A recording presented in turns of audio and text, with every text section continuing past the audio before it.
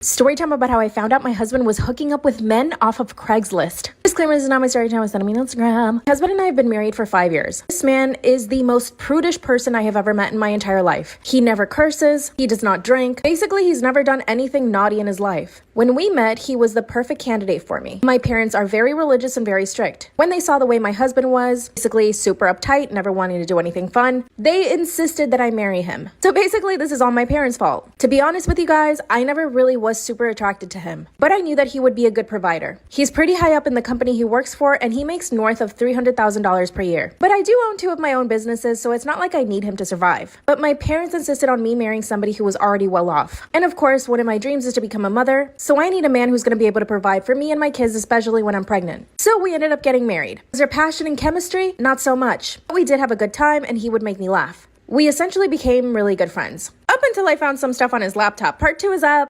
Part 2 of how I found out my husband was hooking up with men off of Craigslist. Disclaimer, is not my story time. It's me on Instagram. One day while I was working from home, I needed to get on his laptop to check our cameras. I just gotten a new set of security cameras for our house. I needed to make sure that they were all working. I opened his laptop, typed in the password, and it was wrong. It always had the same password for the past 5 years. I didn't bother texting him. Instead, I tried to guess. And because I know this man so well, I guessed it in the first try. But as soon as I log in, there's about 5 Craigslist windows open, all with similar titles. Male looking for male. Male interested in male company. This literally shook me to my core. You're telling me that I'm married to a gay man and that he's hooking up with men off of Craigslist? That's when I went ahead and checked his email, only to find that he had been sending pictures and other things to these men. Not only that, but he had met with 2 of them. I instantly printed out all the evidence. Like I said in part 1, I'm not particularly attracted to my husband. I never have been. I really only married him because my parents pressured me into it. Here's what I did. Instead of just asking for a divorce, I wanted to humiliate him. I needed to make him pay. After printing everything out, I sent it to his job. And I sent it to his parents and my parents. Part 3 is up.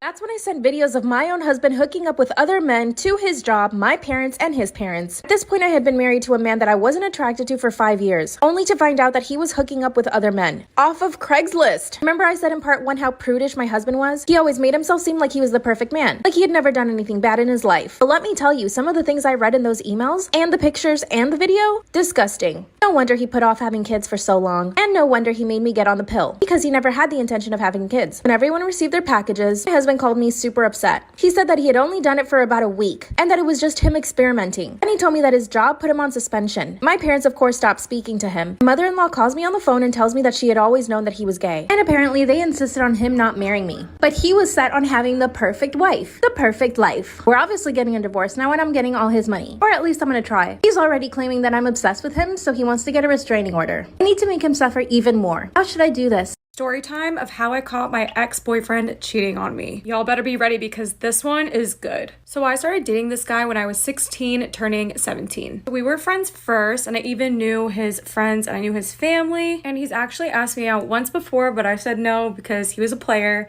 And so by the time I turned 16, I said yes to dating him. So things were really great at first. I was really into him and we would go on so many dates and he was super sweet. And there were definitely signs, but I totally missed them. And I'm just not the type of girl to like go through a guy's phone. I noticed he was super active on Snapchat, which is never good. One day he posted a Insta picture and I looked at the comments and there was a girl in the comments, which is fine. Girls can definitely comment. I am not a jealous person, but she had left a comment that said, "You're so hot," with a bunch of emojis. And these emojis were all hard eyes, guys. But a part 2 to see me blend this out and to hear the rest of the story. Part 2 of how I caught my ex-boyfriend cheating on me. Okay, so this girl was commenting on his pictures with heart emojis and saying, "You're so hot," etc., etc. So I went to her page and I looked, and she's from Kansas. If you guys didn't already know, I'm from New Jersey, so Kansas is very far away. So I basically messaged this girl and I was like, "Hey, can you not comment on my boyfriend's pictures?" So she replies and she's like, "No, that's my boyfriend." So I'm like, "Girl, what?" So of course I messaged my boyfriend and I'm like, "What the heck is this?" Milk makeup setting spray before I powder. So I asked him about it, right? And he's like, "Oh no, that girl is crazy.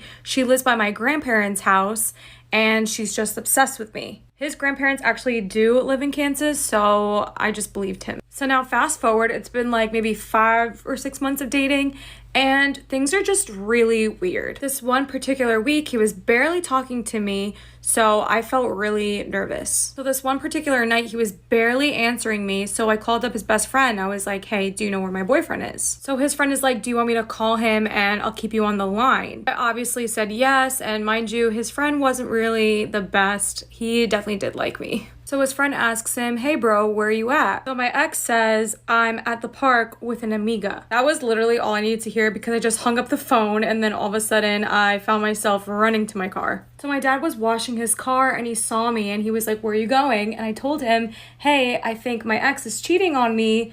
I'm gonna go find him. My dad is like, okay, sounds good. I will drive us there. So we're driving around the park and we finally find him, and he's in his car and the car's foggy. So I ran up to his car and him and this girl were just putting their clothes on. I knocked on the window and he literally rolled it down and said, how'd you find me here? So obviously I'm yelling at him. My dad gets out of the car and he's like, never talk to my daughter ever again. And the girl he was cheating on me with was younger than me. She was from my school and she knew we were dating because she was at all of my prom pictures. So obviously I was not gonna let my ex get away with this, so I called up his dad and I was like, do you know where your son has been the last few days? But it's okay because he did me a favor because now I'm with the most amazing guy ever. This year, a couple of friends and I started planning our Friendsgiving dinner a couple of months in advance. We've always had a pretty tight friend group, but we decided to invite a couple of our new acquaintances from class.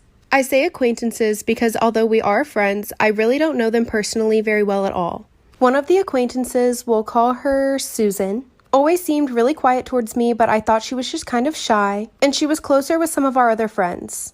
I really didn't think anything of it, and honestly, I was excited for the chance to have dinner with her and actually get to talk to her a little bit more. A couple of days before we were supposed to have our dinner, one of my friends made a sign-up sheet and had us all sign up to bring certain things. I went to the grocery store and got everything I needed, and I was planning on making my dish for Friendsgiving the day before. That is, until I got a text from one of my best friends telling me that Friendsgiving had been canceled. I was super surprised by this because, like I said, we had been planning it for months, and one of my other friend's boyfriends had literally driven hours to make sure he could come to our Friendsgiving.